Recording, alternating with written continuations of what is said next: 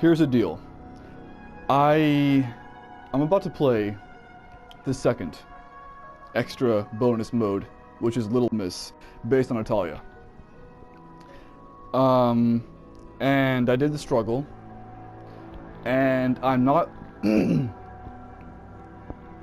not even going to include it, most of it, on this actual video. And the reason why is because it's really fucking dumb, gameplay wise. The whole thing, from what I showed so far, like what I showed there, actually this might not be the same video, but what I showed from the struggle is straight up like the entire gameplay of the struggle. Just horde mode after horde mode. And it gets really tiresome really quickly, especially since they throw so much Ouroboros at you. It's just annoying. And then half the time you run out of ammo, so you have to sit there and use what's-his-face's fucking sniper rifle in order to properly proceed. Now I beat it. I'm not even going to include the ending cutscene.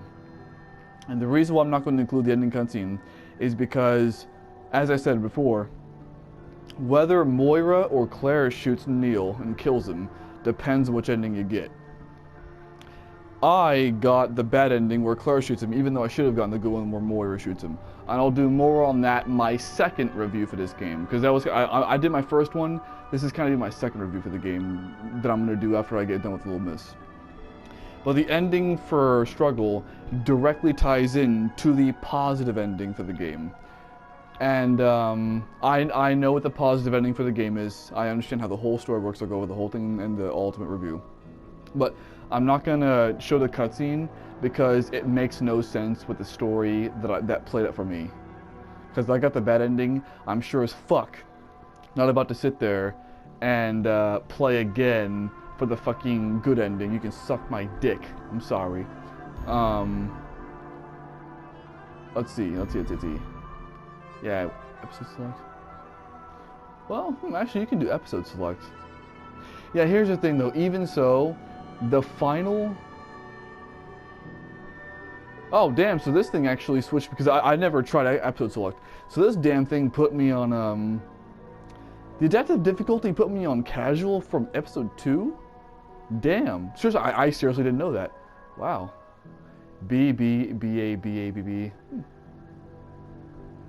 Straight B's for Claire. Even though it happens in episode 4, I do not want to go through that shit with Barry again. I hate Barry's episode 4. Well, I don't hate it, but like I don't want to play through it again because of the gas mines. Like, just fuck the gas mines. So I'm not gonna replay it through. Even though I can episode select, I'm not gonna do it because I don't want to play Barry's episode 4 again. But so yeah, I'm not gonna do that shit.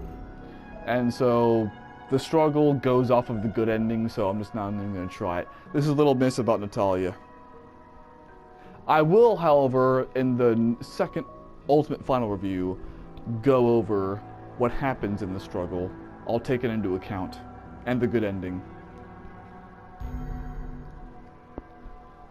Because I gotta be totally fair with everything I do. You know, bro, like, considering that the difference between casual and survival is that you get more ammo, on this particular game, I'm just gonna go with casual.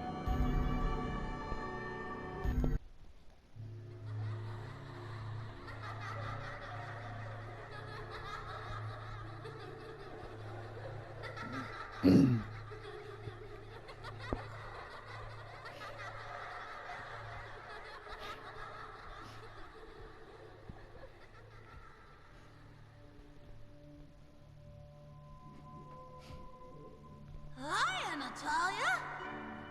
I'm Lottie. Nice to meet ya. Nice to meet you too.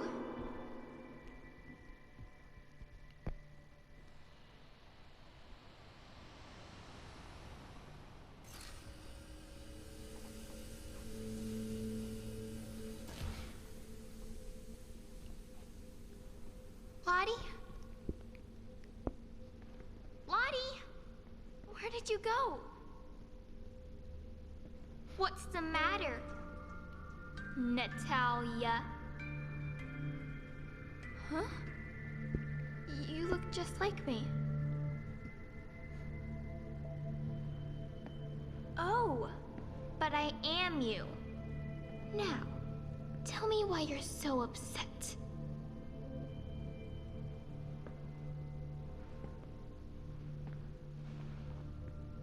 I can't find Lottie. She's my friend. Wow, what a coincidence. I have a postcard from Lottie right here.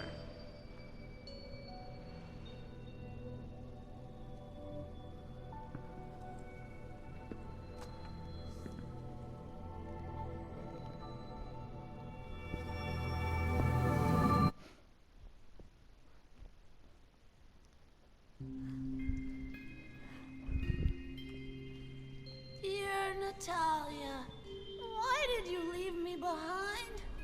Don't you love me anymore? I'm all alone now. I'm so sad. I might tear my eyes out. I didn't leave her behind. I would never. Then you'd better tell her. She sounds like a bear on the edge. Let's see if we can pick up Lottie's trail. Lottie sounded like a boy. I'm not gonna read this just yet.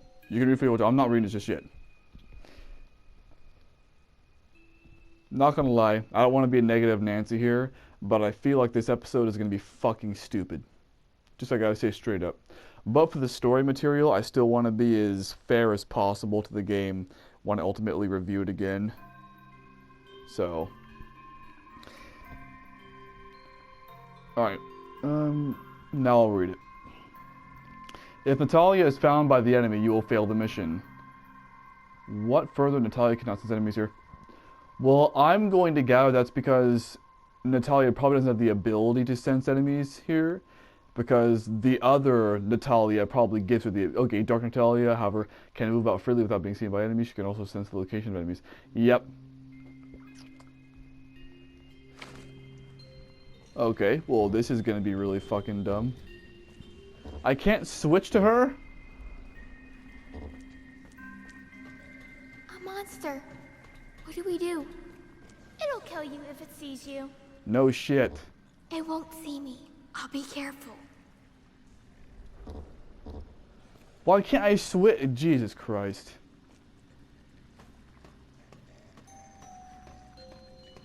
As long as this asshole doesn't turn around at all, I'm good.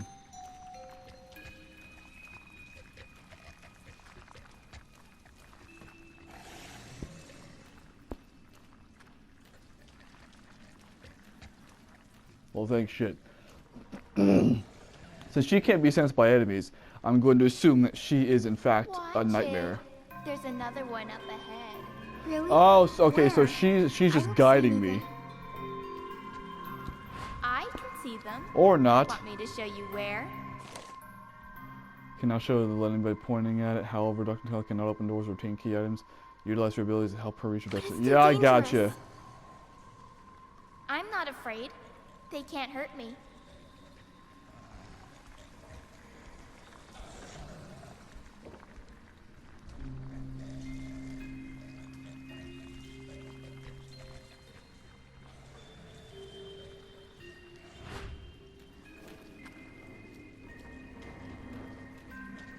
This is a really... Okay, this is gonna be a really fucking weird episode.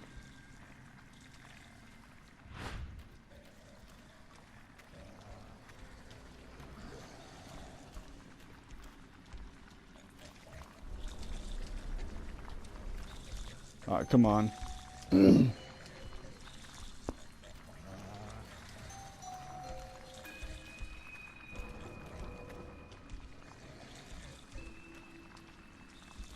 I ain't risking you seeing me.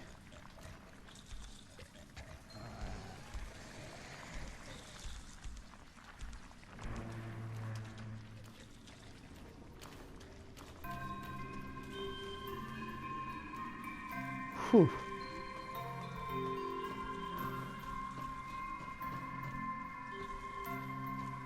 At least it saves. One of my biggest issues with the struggle It did not save.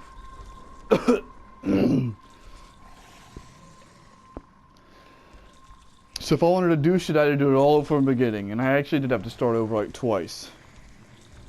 But I barely got anywhere in those 2 times, so I decided to said screw it and just decided to start over anyway. You know what, bitch? You're about to help me the fuck out. Okay, this is a big, okay.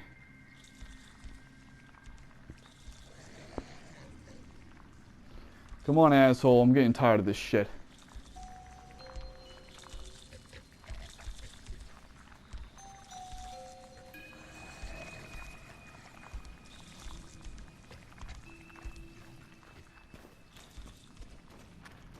Are you really me? Thank fuck the enemies don't I detect her am. shit. But how is that possible? Who cares? You need to worry about Lottie. She's all you have left, right? I mean, I think it's pretty fucking obvious that that's not really Lottie. It's just something from Alex Wesker to fuck with her, but...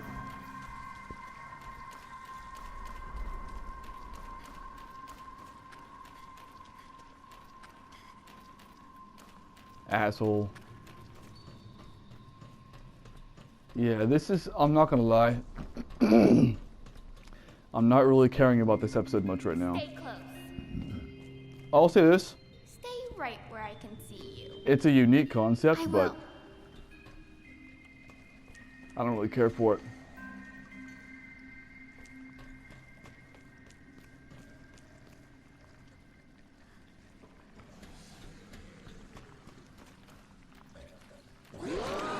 What?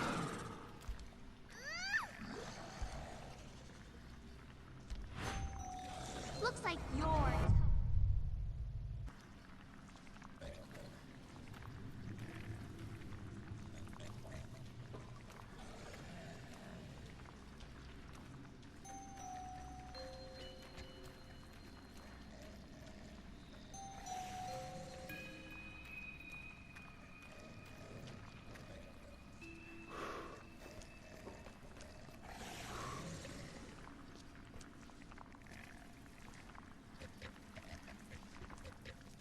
How the fuck do I?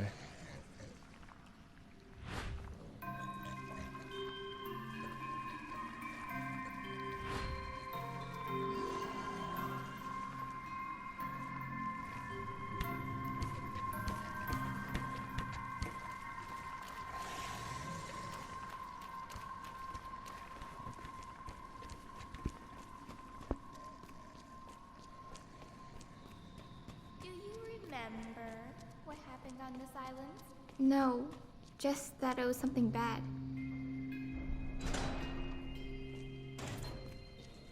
At least it saves very frequently.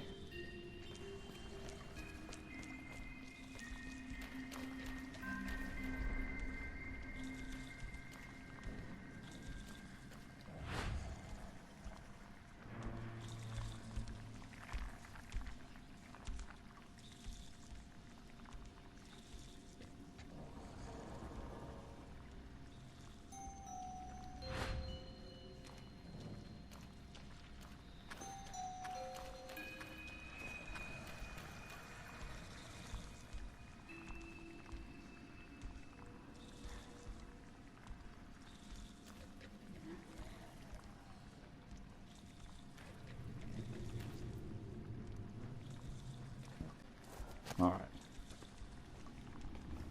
I don't really like the gameplay here, so I'm gonna do is I'm gonna skip to just the shit that matters. Lottie? Where are you? That's it? Alright then, let's continue. Dear Natalia, I'm trapped in a tunnel underneath the village. I can't feel my legs. I'm probably dying. Why do you hate me? Uh-oh. That doesn't sound good. Maybe you should just let her go. No way! She's always been there for me. I won't abandon her. I've been here, and there was somebody with me. Forget about the past. Just focus on what's ahead.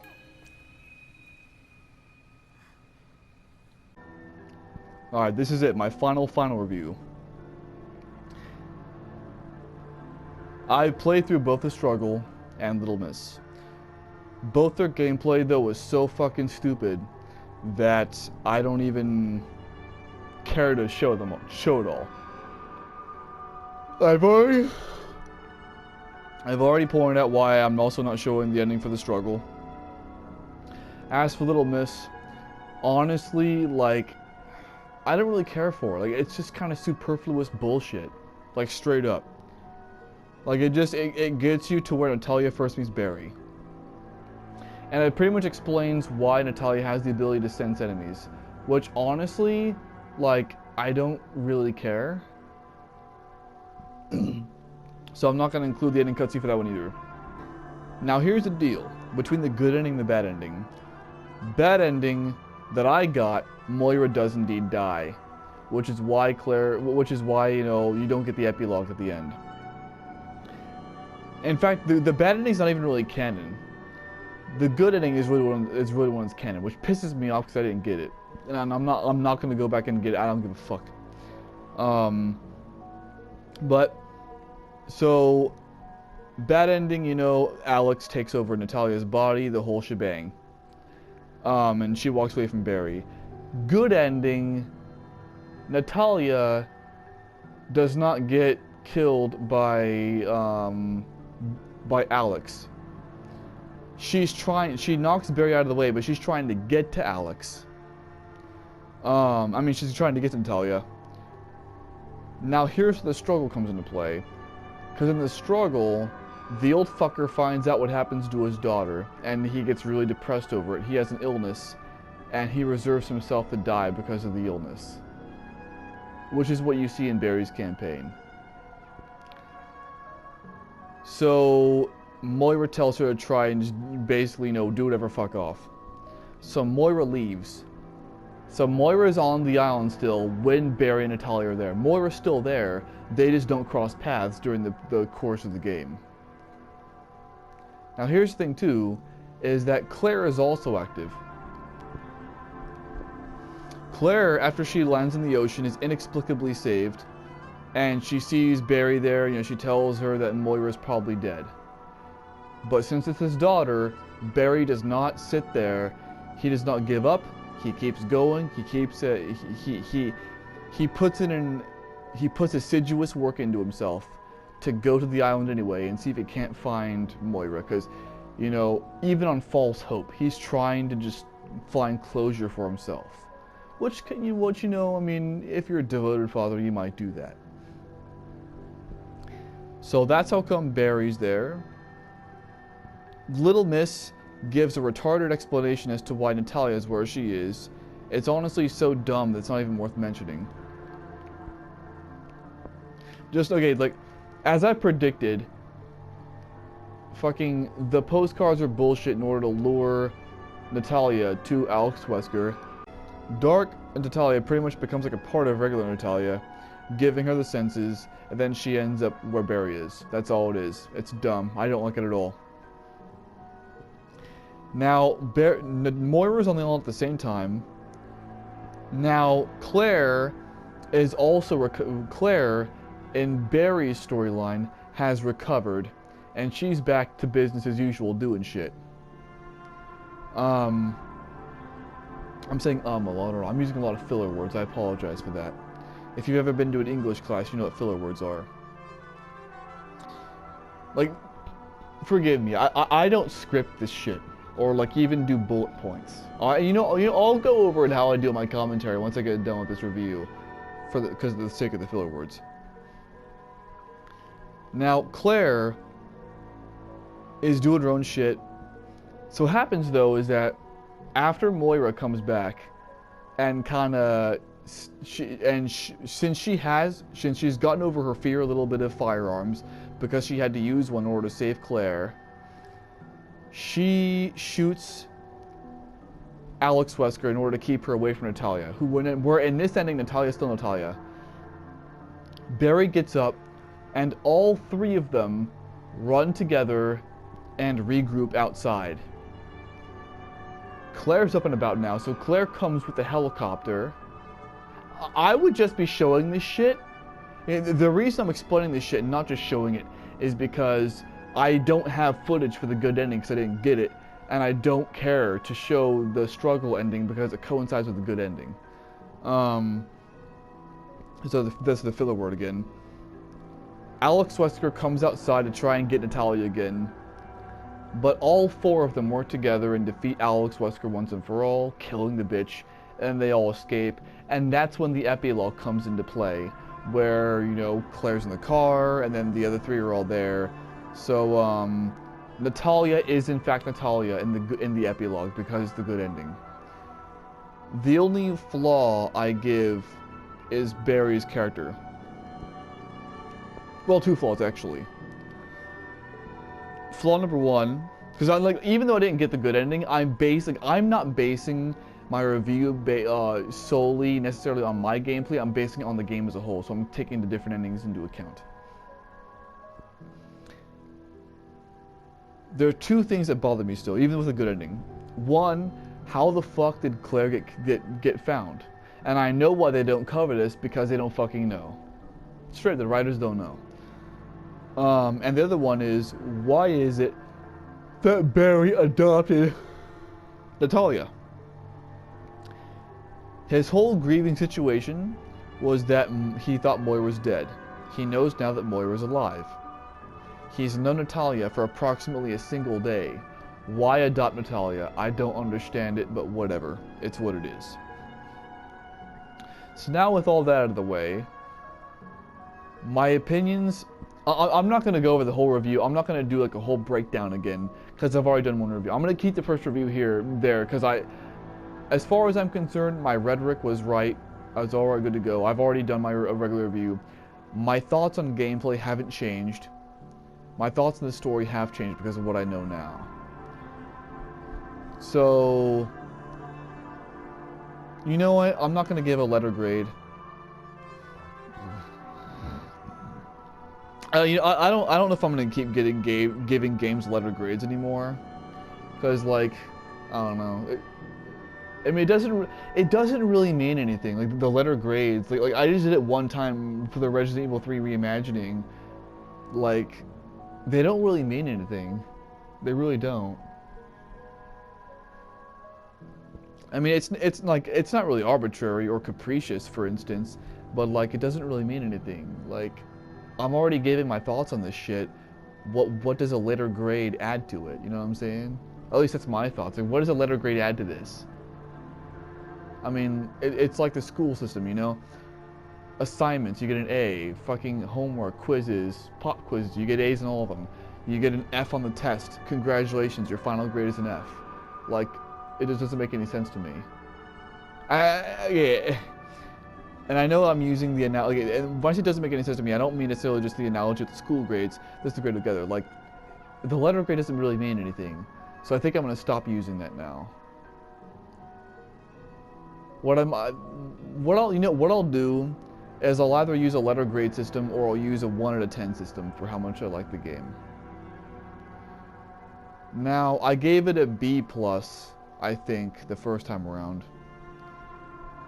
I will give it a... You know, I'll give the game probably like a B+ or A-. I don't know. I'm not going to give another letter grade. I'm not going to give it a fucking letter grade again. You can get the fucking letter grade you have. You know what?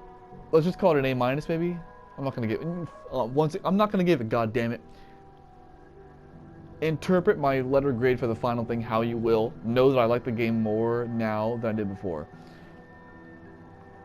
Now, I will say this, the extra episodes provide clarity in the story for the most part, except Natalia is fucking stupid, but Morris provides clarity, but the gameplay is fucking stupid. So as far as I'm concerned, the two pretty much cancel each other out. Just know that I like the game more than I used to now. You know, here's how I'll give it. Rather than the letter grade, I'll say this. My rankings for the Resident Evil game, there are 13 games in it right now. Remember how initially I said that depending on whether you're talking about gameplay or story, that, you know, that 7 and this one go back and forth? Well, at this point, I permanently like this one more than 7. This one's better than 7. I put this one as my number 6. And you may be wondering yourself, well, why? Well, now, I'm not going to give a breakdown as to why each game is where it is on my rankings.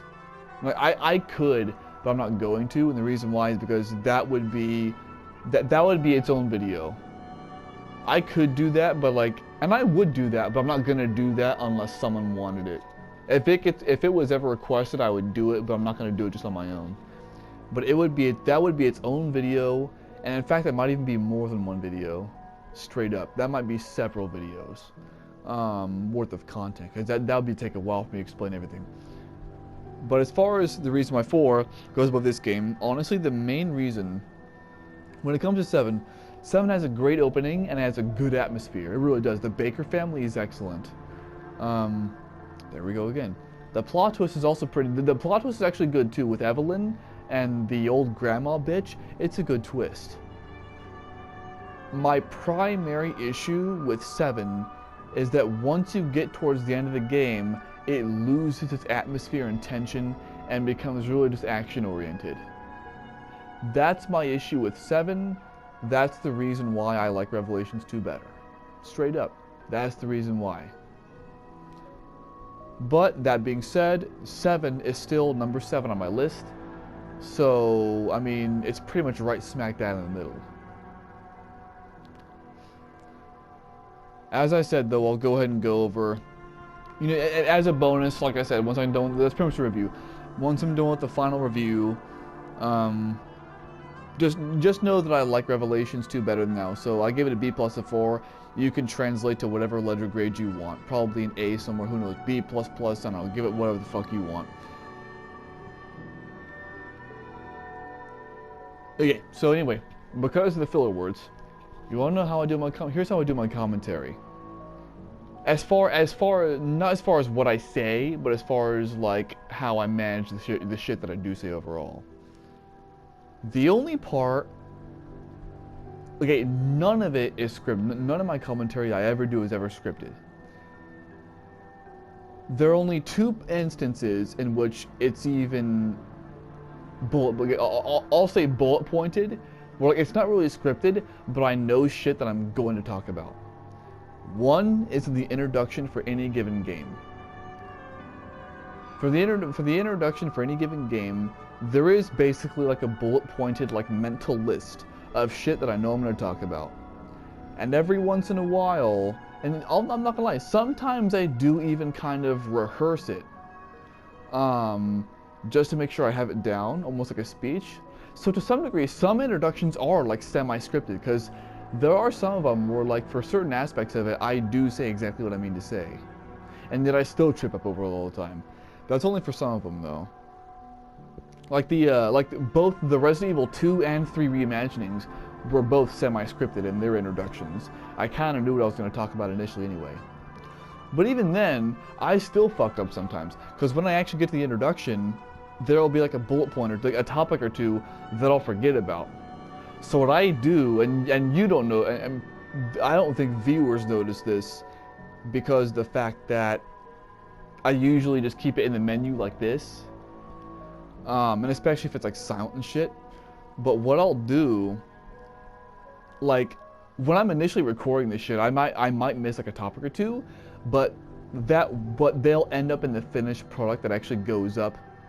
Because what I'll do is during my editing, I'll go ahead and, you know, I'll add in my commentary right where I think it fits with those new topics, you know, with the topics. But I'll insert them, I guess, in post-production if you want to put it as a movie.